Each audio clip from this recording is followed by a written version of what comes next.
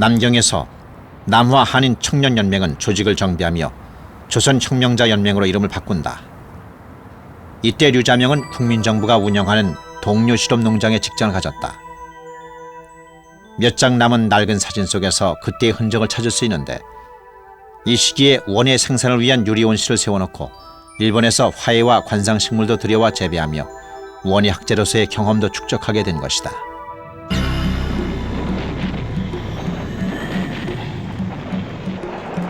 (1937년 7월 7일) 러구겨 사건으로 표현되는 중일전쟁이 발발했다. 중국과 일본의 전면전이 시작된 것이다.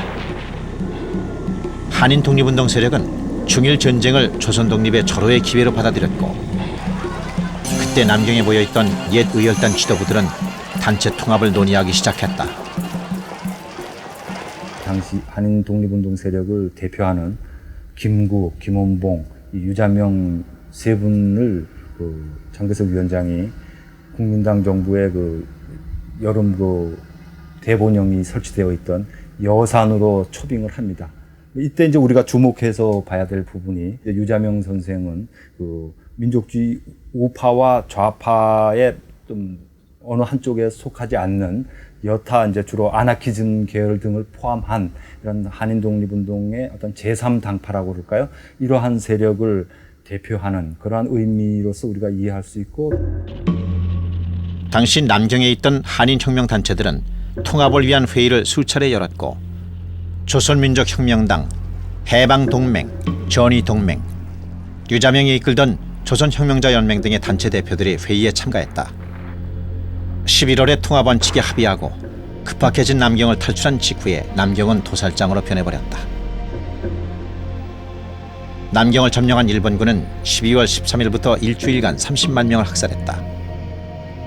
일제의 잔혹성을 확인한 중국 정부는 한인 운동단체들의 항일투쟁 역량을 높이 평가했고, 연대 필요성에 의해 한인 단체들에 대한 지원이 강화됐다.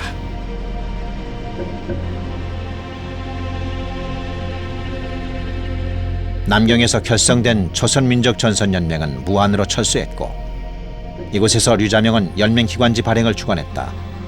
중문으로 발간해 한중 간의 연대 강화에 기여했고, 중국 정부의 지원도 계속됐다.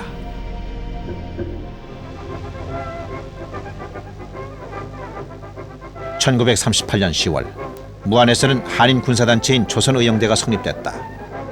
국민정부의 재정 지원에 힘입어 성립된 의용대에서 류자명은 4명의 지도위원 중 하나로 선임됐다.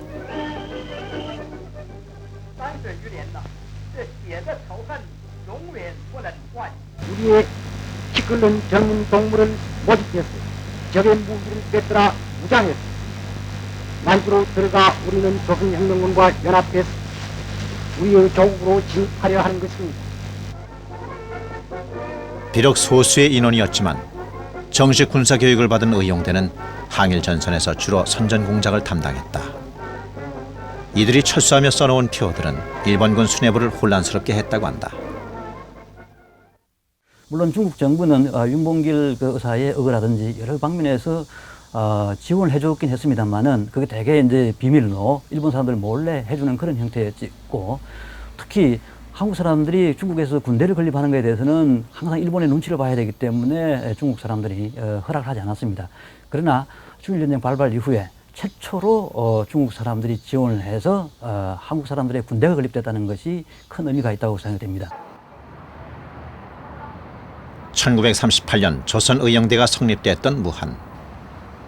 항일 독립운동사에서 중요한 의미를 갖는 조선의용대의 자취는 무안에서도 찾기 어렵다. 중국 항일 전쟁의 기념물로 남아있는 무한 팔로군 판사처에 가서야 겨우 조선의용대 이름을 찾을 수 있었다.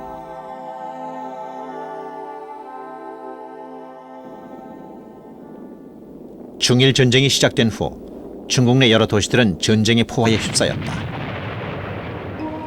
나라 잃고 떠돈 생활에 모두 가난과 고난을 겪어왔지만 뼈가 저린 겨울 추위와 장강의 파도를 헤치며 피난하는 가장 어려웠다던 이 시기.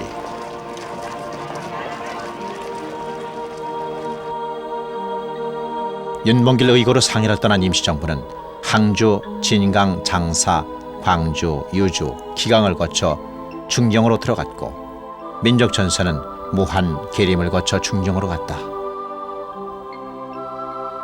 일본군의 무한 폭격이 시작되면서 조선의형대 2지대는 연안으로, 류자명은 1지대와 계림으로 이동한다.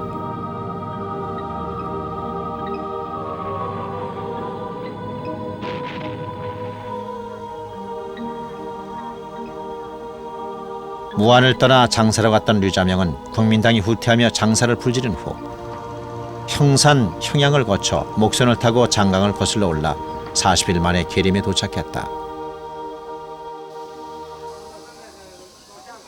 당시 조선의형대는 칠성암 근처에 민가 2채를 얻어 집단 생활을 했는데 그 자리는 공원으로 바뀌어 있었다. 이곳에서 다시 만난 파금은 김염의 누이 김위의 아리랑을 듣고 그의 작품 불에 그 정형을 그려놓았는데, 정작 이곳에서는 우리의 젊은 청년들이 조국 방복을 위해 노력한 흔적은 찾기가 어렵다. 군사간부가 아니고, 이분은 정치간부인데 주로 사상적으로 그러니까 많이 간섭하시고 참여하시는, 사상적으로 독립운동을 어떻게 해야 되는가 뭐 이런 쪽으로 이렇게 많이 풀이하거든요. 중국군하고 합작해서 항일을 해야 된다. 이동 중간에 만난 포구는 열대성 기후에 가까운 이곳 광소성 계림까지 와서 활동했던 당시 독립운동가들의 어려움을 느끼게 한다. 포구와의 한판 전쟁을 끝내고 도착한 유주는 임시정부가 1938년 겨울을 지낸 곳이다. 건물 내부는 기념관 공사로 한창 작업 중이었다. 기념관 복원은 반가운 일이다. 하지만 더 많은 역사 현장들이 중국의 급속한 변화 속에 사라지는 현실에서 중국 정부의 보다 적극적인 대책을 유도할 우리의 관심이 필요한 상황이다. 이곳 공원은 나월환, 박기성, 이하유 등이 광복군의 모체인 한국 청년 전지 공작대를 창립한 곳이다. 흘러간 시간 속에 남은 것은 정자 하나와 고목이 된 나무뿐이다. 깨진 벽돌 조각과 일부 건물의 벽체만 남은 이곳은 1939년 임시정부가 있던 기강이다. 당시 류자명은 윤세주와 함께 조선민족전선연맹 대표로 이곳에서 열린 통일회의에 참가했다. 통합의 당위성은 합의됐지만 통합 형식을 놓고 의견차를 좁히지 못한 채 회의는 중단됐다. 그러나 혁명 노선배 김구는 임정 가족들이 머물 신촌 건설을 계획하고 류자명에게 계획서 작성을 부탁했다. 그 결과 중국 정부는 준비 경비 2만 원을 지원했다.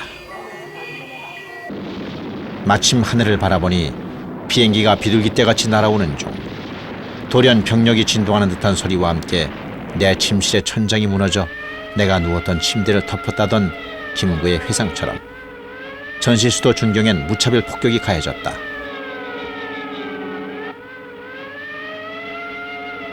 전쟁의 여파로 평시 몇 만에 불과하던 인구가 갑자기 100만 이상으로 늘었고 주택 또한 몇백 배나 증가한 중경은 일본군의 최우선 폭격 대상이었다. 폭격과 풍토병으로 80명 이상의 독립운동가와 가족들의 목숨을 잃었고 전시체제의 동포들은 생활고에 시달렸다.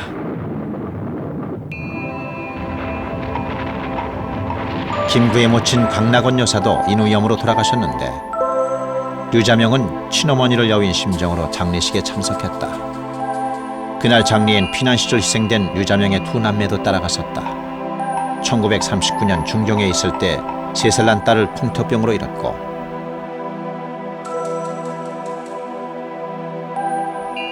1940년 극심한 생활고와 피난 생활 중에 다시 5살 난 아들 소명을 악성 학질로 잃었다. 그 놈만 틀면 쌍나팔이 불어. 하나가 울면 또 울고 가니죠. 그때 어렸으니까. 그래서 우리 한 2달 같이 생활하다가 중경으로 나왔어요. 他疟疾没有药嘛，这样他就在山上就死了。死了，我听我母亲讲呢，就是我父亲那时候已经应该有50岁了吧，50多岁了。所以大概说他一晚上啊非常痛苦。大概他有枪，我以前不知道他有枪，说他拿着枪往天上啊，咣咣打了2枪。